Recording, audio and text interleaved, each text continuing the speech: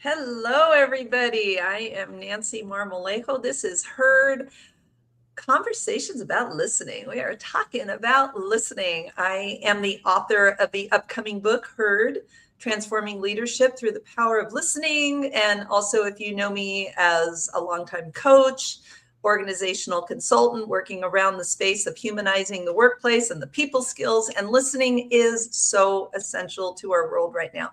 So I've created this series of conversations with people who I greatly admire, who I've learned from, who I just really, really think more people need to hear from. And today I get to introduce you to a friend, a colleague, just an all around amazing human being, Ann Thai. Hello, Ann.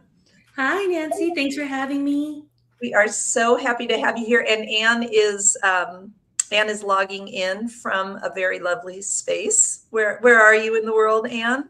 I am on the island of Oahu in Hawaii. Yay, yay. The dream of living there, you when I first met you, you would just every month you take a long weekend and you kept saying, I'm gonna move, I'm gonna just permanently relocate there one of these days, and boom, you went and did it.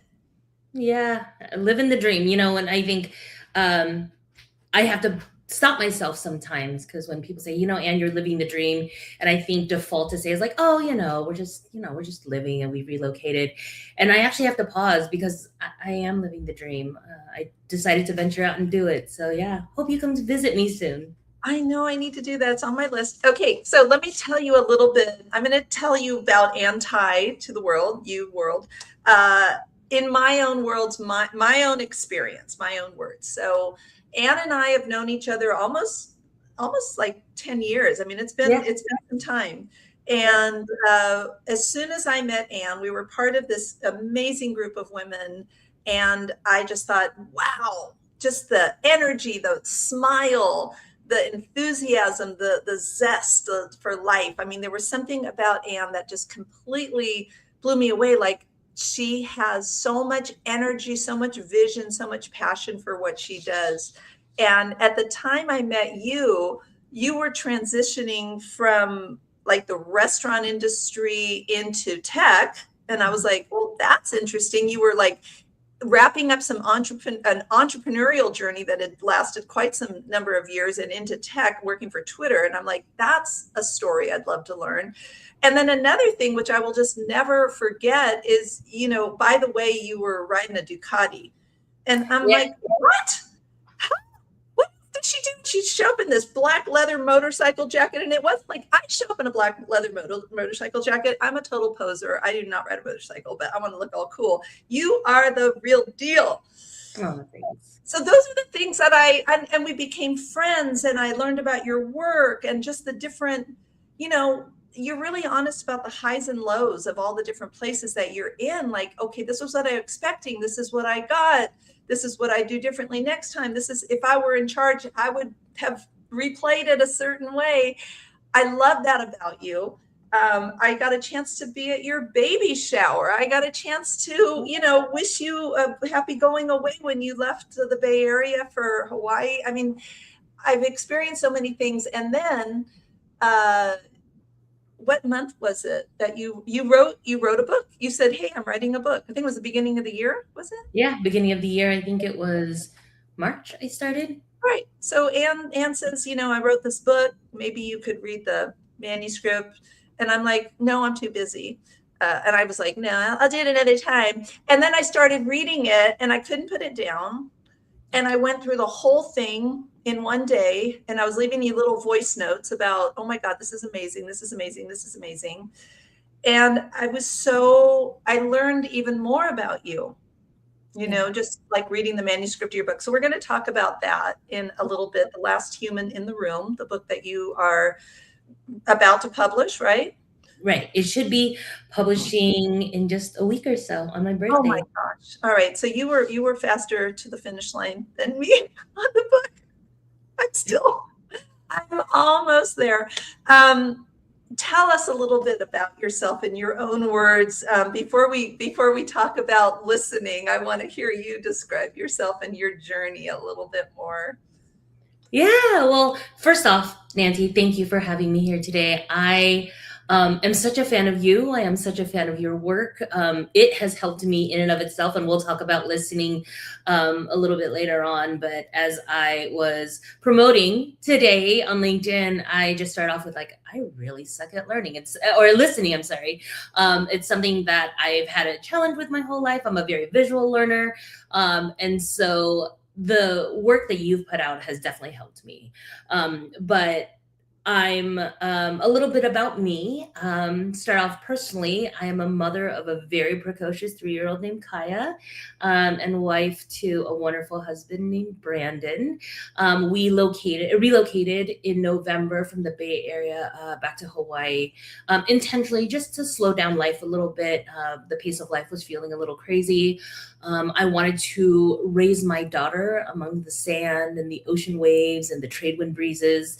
And it's been the most amazing adventure of my life. So that's a little bit about me. I'm a dog mom. I've got a wonderful little pitty named Bailey, a little rescue dog, and she is right here behind me on a cushion snoring away. And professionally, I recently ended a 7-year career at a retail tech company called Shipt. They are the delivery arm of Target, and I was part of a restructure 4 days into a mental health leave, which I was not expecting. But I will say that I feel like I'm very privileged to say that this turned out to be the biggest blessing of my life, because it's given me time and space to really think about what I want and what I need in this next chapter of life.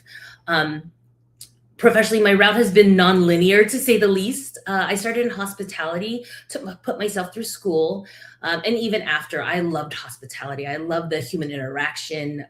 Every day is something a little bit different. And it's where I feel most at home, at restaurants, bars, hotels, you name it, and I was there. And so for almost a decade after hospitality, I became an entrepreneur with my own restaurants in the Bay Area, an event planning company, and a consulting business. So I think in 2017, I burned myself out a little bit being an entrepreneur. There was a moment where I realized, while I am giving others the most memorable experiences of their lives, I was missing out on my own memorable experiences. I was missing out on family weddings. I was missing out on birthdays and births of babies and baby showers. And so in 2017, I decided to try the corporate route out, and landed myself as a project manager job in tech. And that's where I spent almost the last decade moving through different pillars in tech, and most recently leading enterprise L&D. And while all of that seemed very nonlinear, what I really realized is that the one through line of everything I've ever done, any career I've ever had, is that I love taking care of people. I want everybody and every experience that I touch to have the ultimate human experience. And then with that, I recently experienced being a casualty, I was a casualty of the rollout of this huge AI movement. And it just makes me think that there has to be a different way of working in the future, not just for my child, for myself, but for my child, for everybody's children. The way that companies are operating right now is extremely unsustainable for the people doing the work. And so now I'm fueling all of my newfound energy and time into working on my book, The Last Human in the Room, and really consulting with companies and founders to build companies where team members aren't just thought of as expendable resources, but how to actually build great companies where people feel really proud to work. And so that's what I'm doing with all of my time now.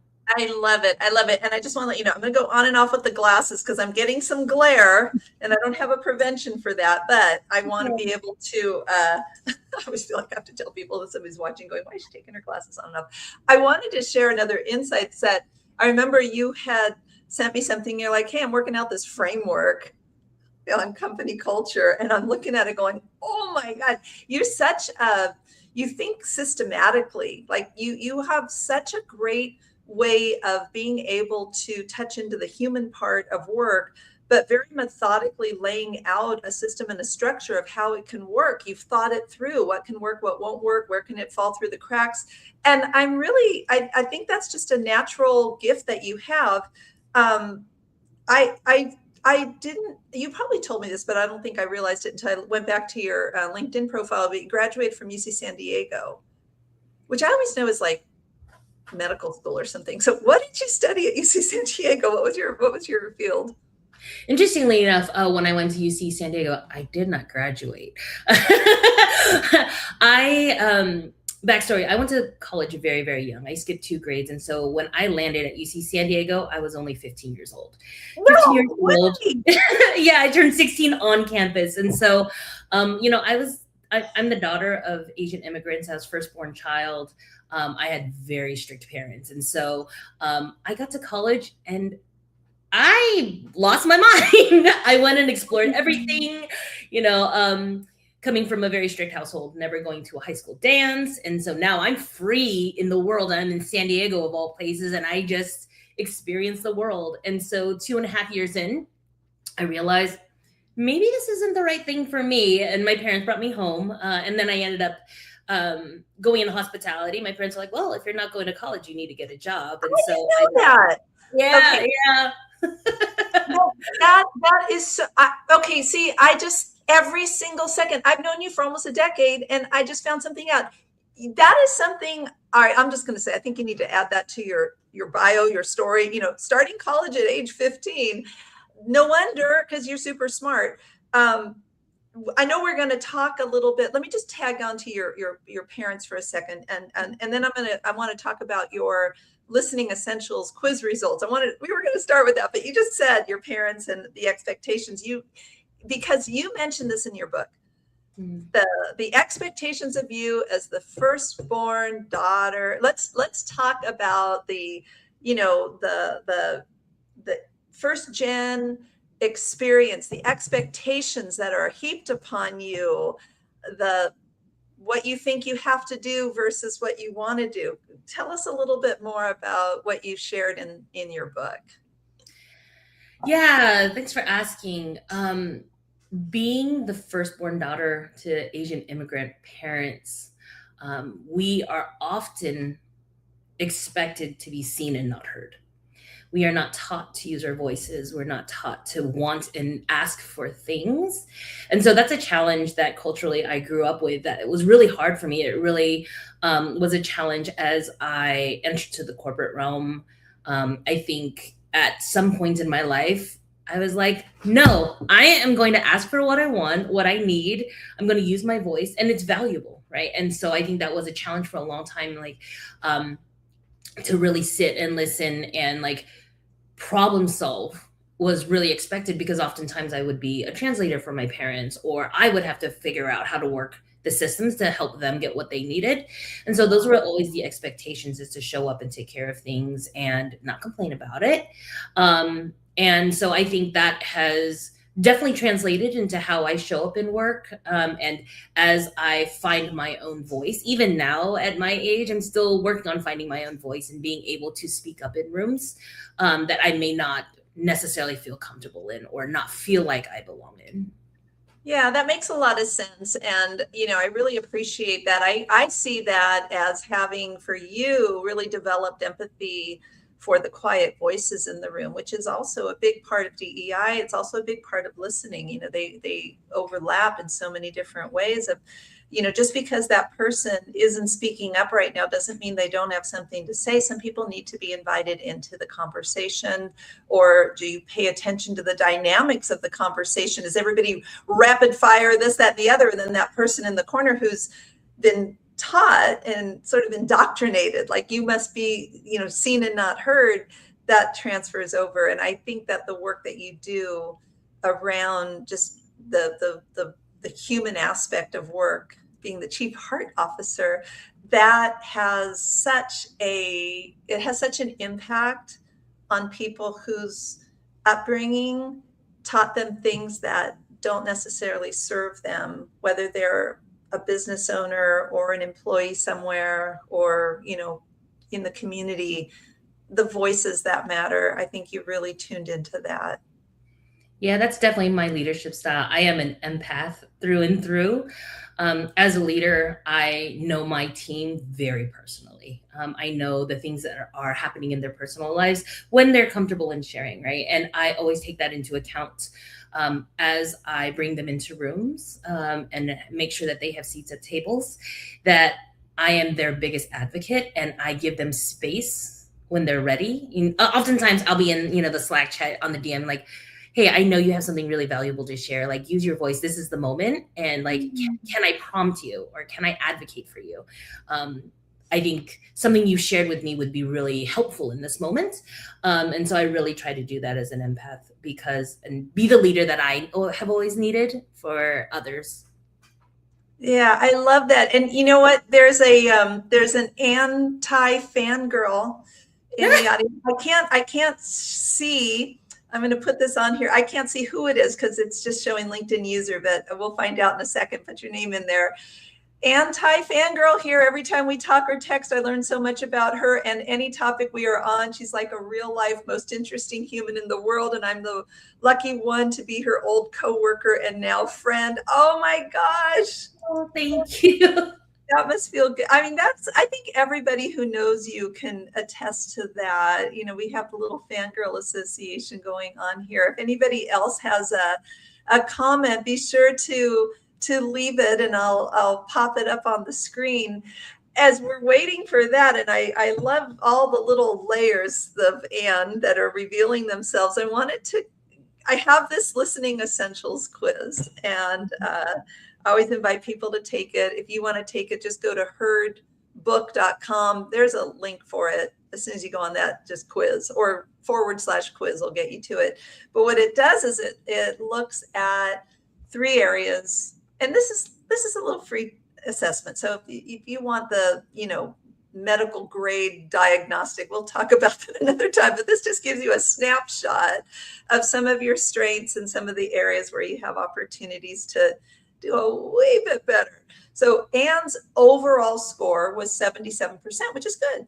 77%. I mean, that's, what would that be if we were in school? Would that be like a 8B- or something like that? Oh, I see people. Jorge Hernandez has known. All right, I'm going to come back to you, Jorge. And then Kristen gave her name. All right, fangirl. So here's what's really cool is it measures 3 areas. Presence.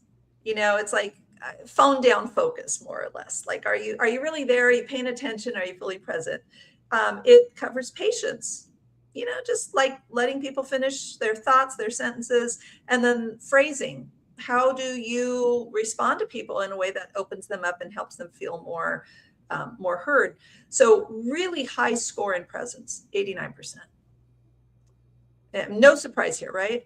No surprise, because look at you just talked about how you're an empath. You really care about people. And phrasing, 86%. That's crazy. That's really good score. I mean, that's very high. Phrasing is, responding to people empathetically. You're not like jumping right into here's 10 things you need to do to fix the problem when they didn't necessarily ask you for a fix.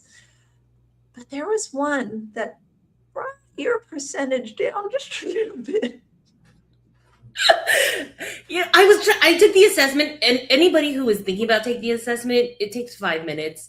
And I will say, be honest, just be honest. And when I was looking at the questions, I was like, yeah, no, I'm not so great at that. And we could talk a little bit more about that. Oh my gosh. I hope I'll put a comment in there. Hopefully it'll show up somewhere, but herdbook.com, and then you could do /quiz. 57% on patience. Yeah. Let's compare and contrast, because like, how'd she get 77% if she has 89%? So quick trip back to math class, law of averages, 57%. Yeah. And I appreciate your honesty. So tell us a little bit about, let's just talk about it, patience. I know that in your responses, most of your responses were like sometimes. The other ones you were like always, often, and this was like sometimes. You didn't put never. I'll just say you didn't put never. Yeah.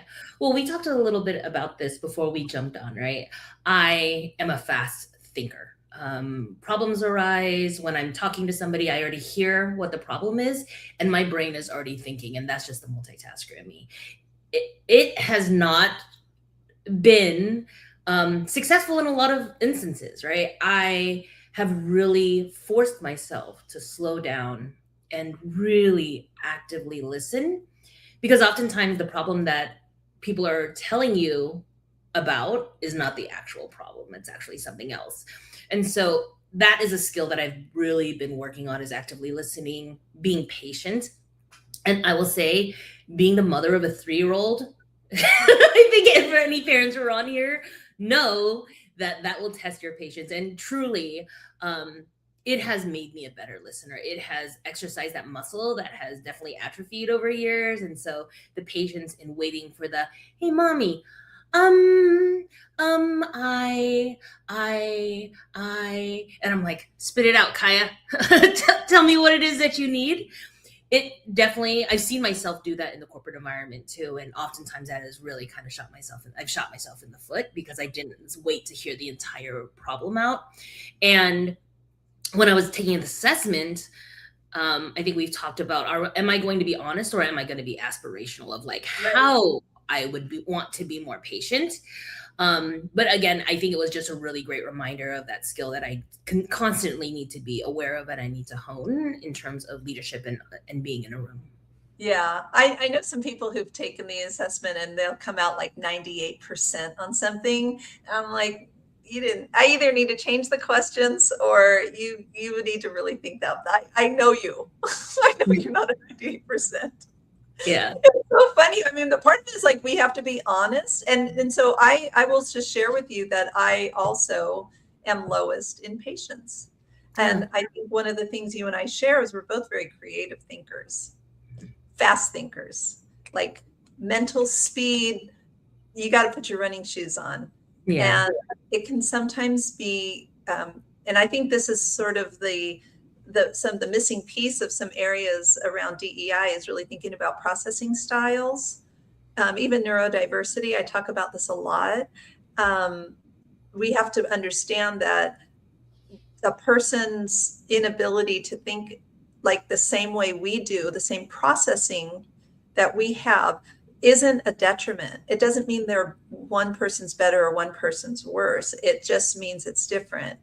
And that's one of the areas where I often have to improve. I had the most wonderful little date yesterday with a 4-year-old, and he had a book about the solar system, and he was like explaining the solar system to me, and I got to exercise some patience, but then I also got to ask him some questions, because I don't know if you know this or not, but Saturn has 7 rings. We found that out together. That was like our big fact of the day. But I have like, little nieces and nephews and friends with young kids, and I purposely, first of all, I'm like the world's greatest auntie, so you gotta, like, I can't not hang out with the little ones, but I really appreciate being able to practice patience with children, because they're in the process of discovering something, and my job isn't to say, yeah, I already know that, let's keep going. My role is to sit back and not say what I already know, but to witness and celebrate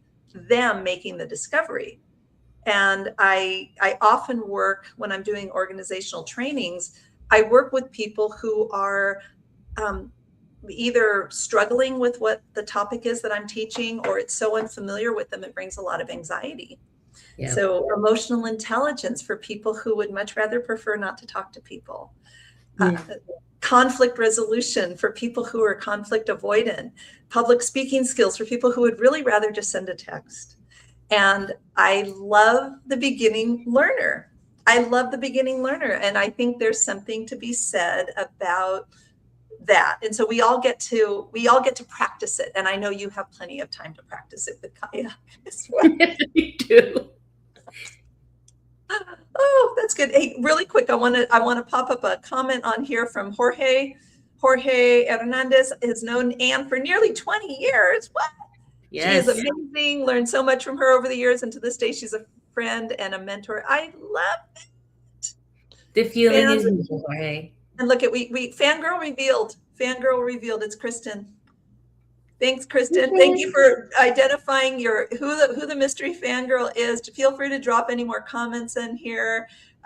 Again, feel free to take the listening essentials quiz. I think it's pretty fun. You can call Anne and say, "Oh, Anne, you got 57% on patience. Well, I got 60%. Maybe we should talk." All right. It's not hard to beat 57. So right. We'll see. We'll see. Now, all right. So, one of the things I wanted to talk to you about also is just in your role, you have this great title. You have claimed for yourself of Chief Heart Officer, which I think is really beautiful. I'd love to see more of that. Tell us, what is a Chief Heart Officer? And I also want to tie it back into this whole concept of listening. Like, what is a Chief Heart Officer, and what does listening have to do with being a Chief Heart Officer? Yeah, so I guess I'll start with the origin story of it. So a few years ago, I had a chief people officer at the time. Shout out Courtney Richardson, if you're watching this. She just simply asked me, as she's getting to know me, if you had a dream role or a dream title, what would it be? And I almost just blurted this out without thinking because it just was the most natural response for me was, I would want to be chief happiness officer. And she looked at me, she's like, tell me more about what that means. And I realized like I had such an amazing experience in this role that I had been in, that I wanted people to feel the way I feel about work, right? I wanted them to be proud of where they work. I wanted them to feel fulfilled and seen and valued and excited to walk in on a Monday versus, the people that are crying in the cars on Instagram, right? Or just so drained by the end of the day. And while that may seem so aspirational, because the honest truth is work is still work, right? We are trading our life force for compensation. Most of us would rather be at a park or, having coffee with a friend. But even though work is still work, it doesn't mean that we have to be crying in our cars and just so consumed and exhausted by our everyday that it is just taking all of our energy. And I think that when I think about this role, it really means that we curate companies with great people, and that starts with great leadership that really try to teach and coach great behaviors. And so that is the whole difference. And I think the Chief Heart Officer role is the most AI proof role in existence right now. There's only one person I know of who holds the title in the world, and her name is Claude Silver. She's at VaynerX Media. And listen, Nancy, I don't fangirl over many people besides you and a few people who've popped in on this LinkedIn. But I've been a Nancy fan from day one since I've met you. But Claude Silver, like, just kiss. She has paved the way for my dream job. And now I'm able to point to all of the amazing work that she's doing and say, see, like, this is a real thing. This is a real job to take care of people and create the best human experience possible at work for employees in an organization. And at the core of it, her job is to sit and to listen and to read the room, read the people in the room, and figure out how to make the organization she's at a better place for every single person that gets to work there. And so that's kind of really my dream. It's very nurturing, and I love that. I'm a big nurturer, so like, it's all the touchy feely stuff. I love it. It's like, I don't think it stops people from getting the job done. There seems to be this either or thinking, like, you either are, going for the finish line, or you're being too squishy with all the people stuff. It's like, no, they feed each other. I mean, I have done a ton of research around the ROI of listening. And it's funny because when you posted a little promo about this talk, you actually grabbed one of the data points that I'm using in my book with some of the Salesforce information about the amount of people who feel heard and don't feel heard, where listening fits in and all of that. And it was this astonishing number of people who, like, when people are feeling heard, obviously you're happy at your job. I'm happy to do it. I'm happy to offer ideas. I feel valued. Here, you know what? I just thought of this thing. It's going to help everybody. Let's do it. Versus, why bother? You're just going to trash me anyhow. Nobody listens. I'm going to get shut down, talked over, dismissed. I mean, bottom line, that's a big piece of organizations that thrive. They're creative, they're innovative, because there's this welcoming, like, come on, let's like share it, versus, only certain voices are heard, or, there's just so many things that I think that this whole Chief Heart Officer, it's like you're seeing everybody. You're seeing everybody as valuable contributors.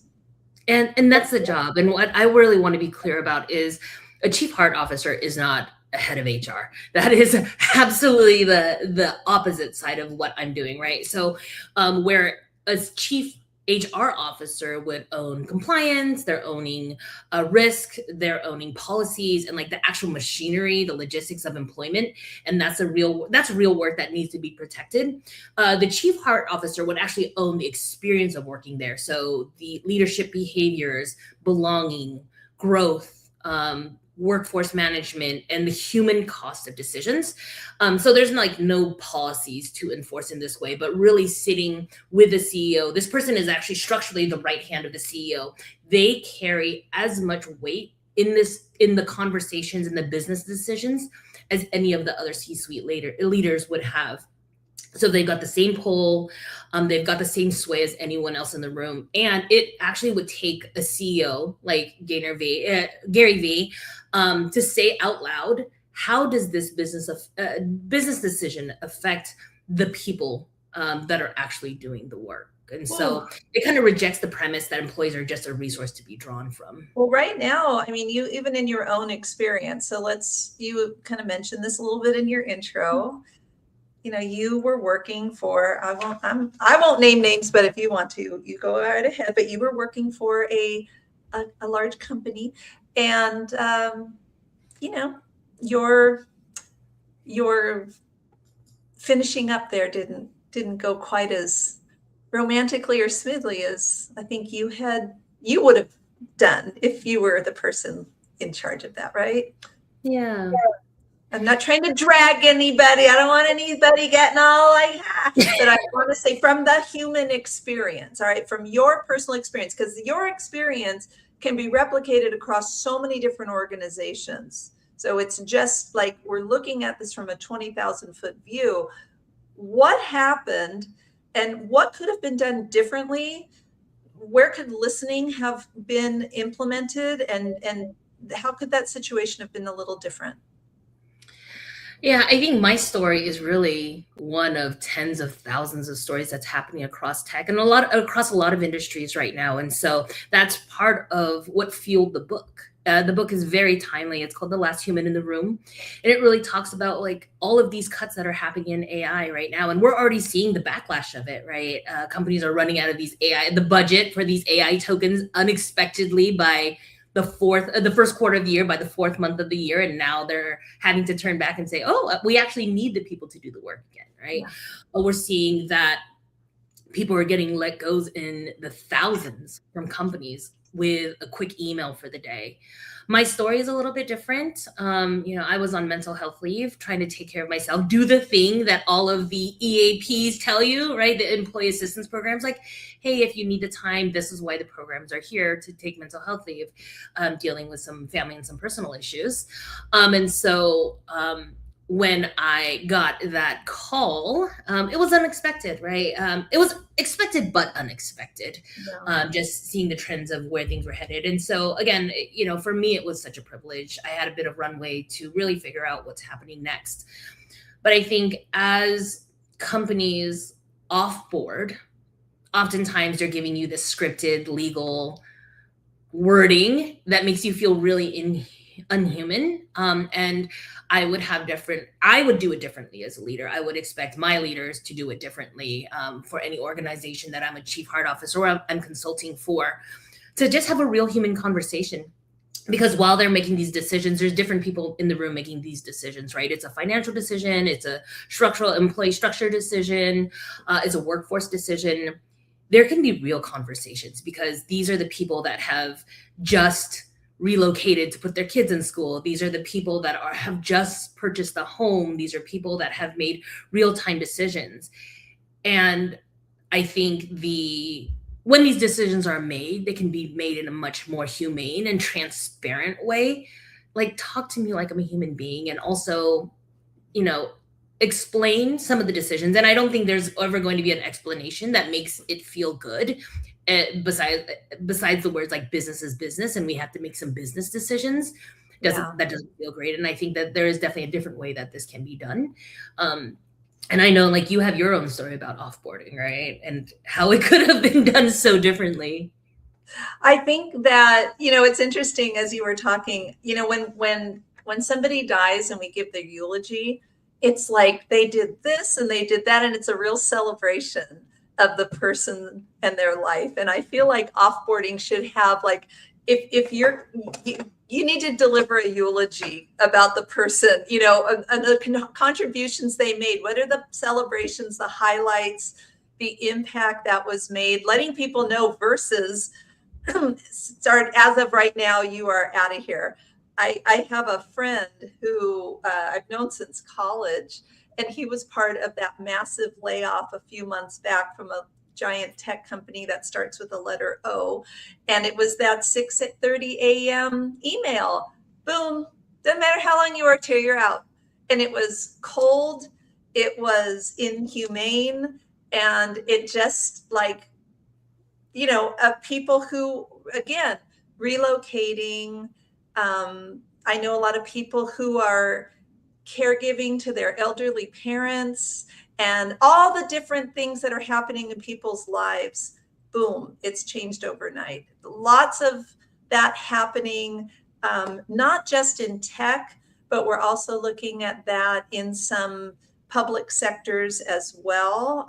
There's an organization that I do some training for, and it's a public service agency. And, they just had a massive layoff, like 30% of their workforce. It just kind of happens like, oops, that's how it is go. I want to see that handled differently. I think that your book is reminding people that whatever decision you make, there's going to be a human impact. Now, maybe this one that happened to my friend, they were laid off like 30,000 people, so I don't know if they're going to send out 30,000 eulogies of celebration, but what can be done and captured that helps a person walk away being acknowledged for the contribution, so it doesn't feel like I just gave you my best years of my life. There's that feeling of being kicked to the curb that so many people have shared. And that is just, it's heartbreaking. It's really heartbreaking. I'm in business for myself. So I don't have somebody who's going to fire me per se, but I think that there's different ways that we're involved with other organizations or clients or whatnot. How that closure happens is really important. And I know that you're tuned into that, and you identify as an empath, and put that energy in there. More things I love about you. Yeah. I actually love the eulogy. The idea, use it. I know you probably build a framework. I'm going to steal that. It should be a celebration. And, in one way, I feel really lucky that I even got a phone call, because I could have gotten a 6:30 a.m. email and been deactivated before I could even check, right? And so, I think different companies are doing it different ways. And I understand when it is a mass layoff of 30,000 people, an email makes sense.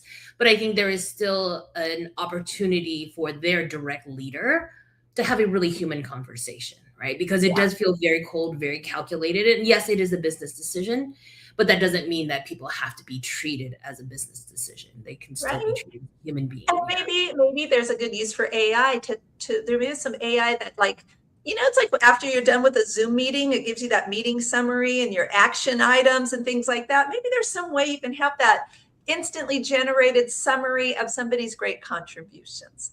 Yeah. Put that to work. That can be done. I actually have specific questions I want to ask you, and I often get into these little conversations where I'm loving this talk so much. But let me ask you, we've covered AI. We've talked about, these situations where people are feeling heard and not feeling heard. But here's what I want to ask you, and then we're probably got to wrap up in a few minutes, but what are leaders missing about listening that's right in front of them? Like, where can they do better? Let's start with that.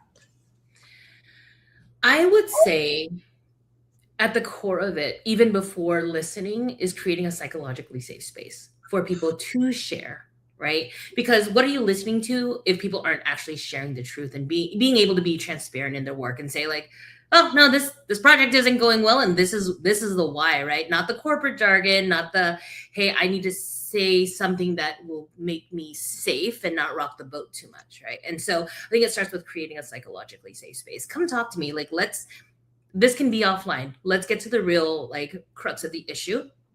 And then I think when it comes to listening, I think about a leader who previously I will say, is Twitter.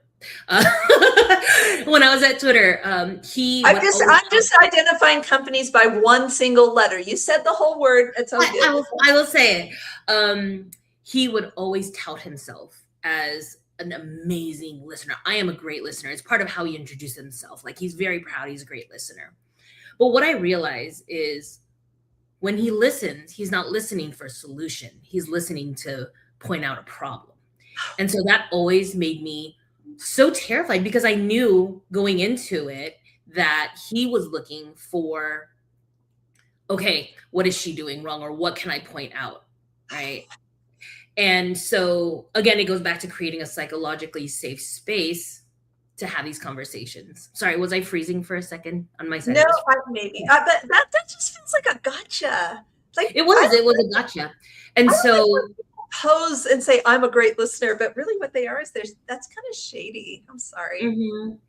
And so I think a lot of leaders are listening for a solution instead of really taking the moment to listen and then ask more open-ended probing questions of the whys and, like, how can we do it better, and making team members' voices feel valued for the thoughts and the information that they have. Because a lot of times, as you know, a director in tech, I only have, like, the high level information. I don't have time to get into the nitty gritty of all of the little problems, but that context is extremely helpful. And a lot of times leaders don't ask or listen for the context around the response that they are given. Oh my gosh. So whenever I do any kind of a training around listening, there's this one part that is new to a lot of people. They didn't realize it, but we have this framework that's like, you have to find out, does the person want to be helped or do they want to be heard? Yes. And then with my friends, we actually add or hugged, but I don't bring that one into I always tell people, it's like the safe for work version. So do you want to be helped or do you want to be heard? And so somebody says, oh my God, I'm so frustrated about this thing, and da-da-da-da-da, and da-da-da-da. What are the different ways you would answer? And so we put people in small groups and have them talk about it. And they realize they usually jump straight to a solution. Did you try this? Did you try that? Did you try this? Did you try that? And those solutions actually frustrate a person even more, when really what they wanted is somebody to go, wow, that must be really frustrating. Do you want to work on a solution, or do you just need to vent? Give the person the chance to say, you know what, right now I just need to vent, but in 5 minutes I'll really want a solution. Or, yes, I want a solution. Let's figure it out right now. But check the need. The need. And that, oh my gosh. And I actually have advocated for that in my personal life. Anywhere I am and I'm, like, talking to a friend going, oh man, I stubbed my toe. Well, have you soaked it in ice? Have you done this? And it's like, oh, I just want to tell you I stubbed my toe. That's it. End of story. If my husband was in the background, he would be like, yeah, put that on the fridge as a note, as a reminder, because I'm often problem solving. He starts telling me about, like, his day or a problem. Like, you know how you could fix that? And he's like, I don't want to know how to fix it. I just want to vent to you. I was like, oh, okay, I get it. But I think another part of it is, as a leader, that was really successful for me, because I led subject matter experts. I always said that they were the team that led me and taught me. And so I would often, and this was a very much an ego blow for a lot of leaders, is to say, what would you do? What's your solution? Because you probably know better than I. And then tell me how that works. Make sense. Help make sense to me, because I probably don't know. And then I would take that information and then maybe take it back in my own space, and then sit with it, and then bring it back to them and say, okay, well, from what you told me, here's a solution. Does this work, or is there a better solution? And really think as a team and as a leader, making sure that I have all the information that'll really help. Oh my gosh, I love that. And, sometimes just posing it back to people, it's like, how would you solve this problem? Mm-hmm. I remember one time when I was early coaching, which was decades ago, a while ago. I just remember hearing this one woman, and she was having a bit of a meltdown, And I remember the person facilitating just said, well, what would a solution look like? There was no prescribed remedy. It was just sitting back, and it allowed somebody to access what would work for them.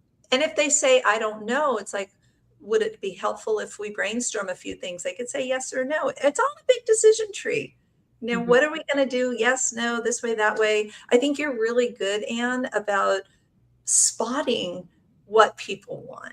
Like, I think even the husbands don't count. All right. I will just say the people under your roof, they're the last ones we're going to do well at this. So so we get to practice with the people who we just see for a few hours a day. It's like, oh, Yeah.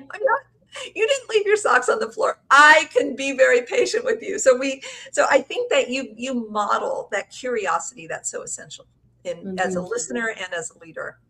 Thank you. I try. What have I not asked you? I know we're going to end in a few minutes. We've already been on here like 45 minutes. This is amazing. It flies. It flies. Let's just what have I not asked you that you think is really important that we cover? That's a great question. You sent me so many great questions. I think talking about what I'm doing now, and how it's going to change how people work. It may be a little aspirational. I've talked to so many of my friends that are still kind of in the grind of their jobs, about this chief heart officer role, right? And so a lot of the things that I've heard are, do you know how hard it's going to be to like pivot companies to really think about how they treat their employees, especially like bigger companies?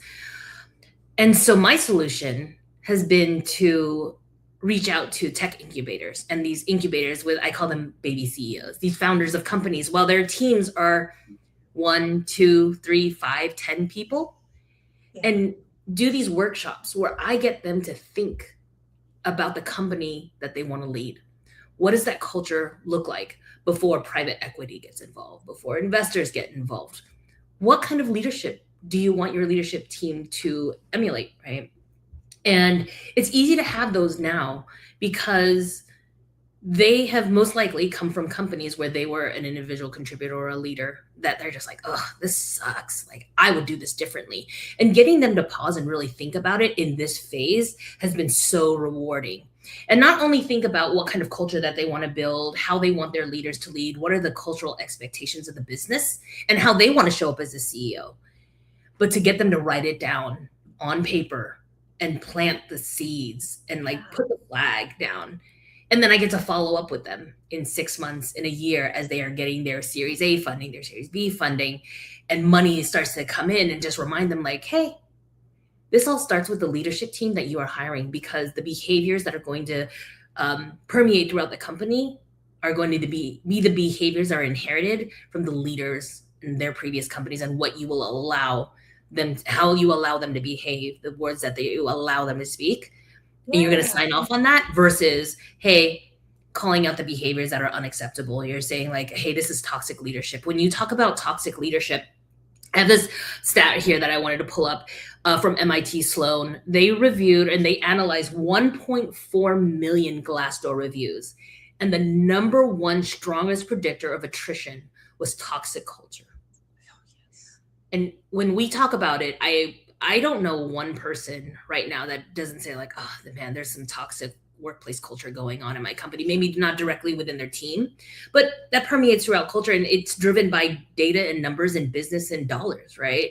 And if you think about that, and the statistic says that toxic workplace culture is 10.4 times more powerful in driving an employee's decision to stay or leave than compensation. Oh, yeah. Oh, yeah. Yeah. So what that's saying is, and this is something that I share with the people in my workshops and the leaders in my workshops, to say, if you want to keep your people, make sure that they feel that they're working a great work culture. Because right now, working with founders, they don't have the AI company monies, right? They don't have the Anthropic money where they're just throwing hundreds of thousands of dollars to get the best talent. I tell them, if you can sell potential employees an amazing work culture and promise them growth and promise them opportunities to try new things, a psychologically safe space, leaders that are going to be held accountable to their behaviors and creating a safe space to work, an opportunity for innovation, you are going to get people that are saying, I might take 20K less if I know I'm going to sleep well at night and I'm not going to sit in my car and cry at the end of the day saying, like, oh, I hate my job. I mean, you'd be spending that 20K on remedies to help you feel better. Exactly. I always tell people, it's like, that's where the money goes. You know, while you were talking, I was just thinking about something, because the premise, when between your book and your body of work and my book and my body of work, I think we can save the world, honestly. Between, it's like we're the two superheroes. We got our capes on, we're flying.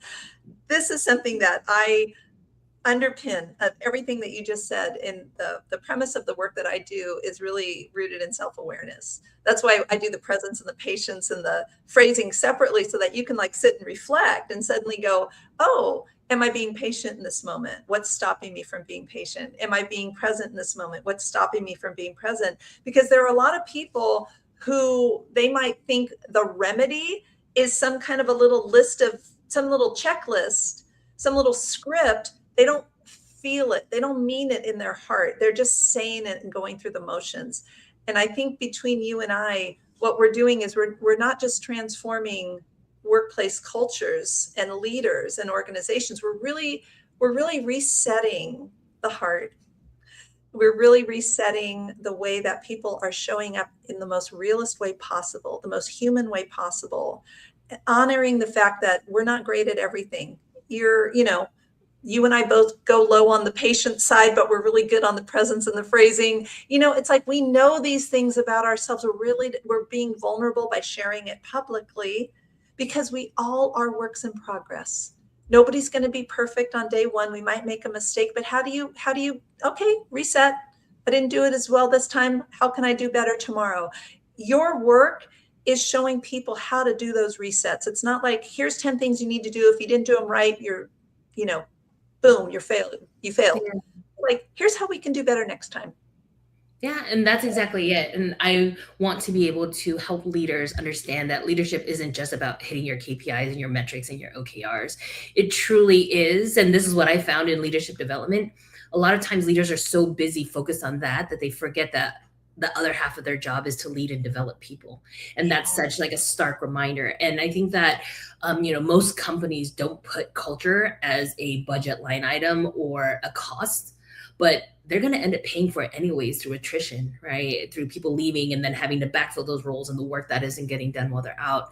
And so trying to bring that to the forefront of people's minds as they are building companies, I believe, and like I wholeheartedly believe that maybe we will save the world. Maybe we will make corporate culture a different thing for the people that are following behind us. And that is my hope. I think I'm at the end of, I won't say the end of a corporate career, right? Because truly the dream is somebody's going to see this LinkedIn or read my book and say, we need a chief heart officer at our company. And every cell in my body tells me like that will happen one day. It's going to get to the right people that will understand the importance of investing in your people. And I know that there are companies out there. I tell you, it's so true. We just got a little request for somebody. Everything you said, yes, yes, yes. We're changing the world. Somebody wanted the link to the quiz, so I'm putting it on here. It's herdbook.com/quiz. Come on and take the quiz. And then call Ann and say, let's compare notes. Again, I did a real low bar for the patient, so you probably beat me there. But yeah, please reach out. Please reach out. Yeah, check out my website, hyantai.com. That's usually how people refer to me anyways, by first and last name. And I would just like to talk, because I think there's so many people that are feeling this right now and feeling this need for the change in the dynamics, like workplace dynamics. And I'm just so interested in just human sustainability. I'm geeking out on it and I'm obsessed. I read everything and consume all content about it. And I know it can be better. You consume all content on it. Remember, this is the person who went to college at age 15. Consume all content on it. And then after dinner, we've already created a framework with a great name. And there's like a little diagram that makes it look, oh my God, this is so easy. Why didn't somebody already think of this? So Ann, you are a brilliant human being. Oh. You are such an amazing combination of the heart, the strategy, the big picture understanding of how things work, but then also like what it feels like on the human level. And the fact that you have a 3-year-old who reminds you of the future, who reminds you of the need to be present and patient and how you phrase things. Like you've got a little built-in teacher right there. Those little people, they are some pretty darn good teachers that we have to appreciate. I thought we were going to talk for like 30-40 minutes. We were like 55 minutes in. I think this has been an amazing conversation. So people can find you at hianntai.com. It's right there on the screen. And the book is coming out, The Last Human in the Room. I really want to get people to not only get the book, but leave your 5-star reviews for Anne on wherever platform the book is being sold. Is it coming out as an ebook or a hardcover book, or how do we get it? Yeah, I'm going to be publishing on Amazon KDP. Thanks for asking. It will be an ebook as well as a paperback book. So I'm very excited. The hope is that it'll launch on my birthday, which is August 15th. I'm working on final formatting, final cover, all the things. And the funny thing is that I would never in a million years ever think of myself as an author. But one of my friends very kindly told me is like, being an author is really just putting words on a piece of paper, right? And you, Nancy, have been such a huge advocate, such a huge cheerleader for me in writing this book. I know it just kind of came out of a whim. It really was in the anger and the feeling all the roller coaster of emotions of the restructure of my company. It fueled this book. And I know that if I'm feeling this way, there's so many other people that are feeling this way. And the hope is that if you don't currently identify this, it's for not just the people that are laid off, but the people that are worried about their jobs, that are thinking about what is the next step and how can this be done differently. If you don't purchase for yourself, maybe you have a friend who is also going through this, that is trying to figure it out. I think the goal of the book is to really just be seen, be heard, and figure out the 6 skills that are going to make team members and employees irreplaceable in this new age of AI. And they're really the 6 skills. She has a framework. This woman spits out frameworks. You're amazing. I think that was really smart. KDP is a really quick and easy way to get a book out. I'm glad that you went that route. I am so excited about this. I think it's really going to touch people's lives, and you have this huge gift to offer the world, and I'm really proud of you. And also, I will say that rage writing is one of the best creative outlets. I have some of the greatest things that have ever been written started off as a rage write. That's part of the creative process, and that is one of those things you can't just go, hey Claude, I had this experience at work, write me a book. You put in the parenting aspect of it. You put in the goals, the dreams, the cultural background. I mean, there's so many things that you lay out the whole picture. We see all of you, and it helps us understand the importance of this goal that you have, this aspiration, this vision and mission that you have to really emphasize the heart of the workplace. So I'm immensely grateful to you, Anne. And I really hope that we can do this again once the book is out and continue talking about it. I think that this is something that people need to be more in discussion about. Yeah, and I would love to. And Nancy, thanks for having me. Thanks for everybody that joined today. I hope that you got something out of this. And again, if you ever want to chat, I am totally open to it. Find me at hianntai.com. And yeah, Nancy, thank you. All right. Well, thank you, everybody, for being here for this episode of Heard Conversations About Listening with my amazing, amazing guest, Anne Tai, as you can see from her website, hianntai.com. Learn more about the work I do at heardbook.com. Take the Listening Essentials quiz. Contact me around anything regarding listening in the workplace, listening for leaders, and ways that you can create a culture of listening. That is something that both Anne and I are huge fans of. So until we meet again, thank you everybody for being here, and we will look forward to the release of Anne's book and celebrate that. Thank you so much, Anne. Thank you.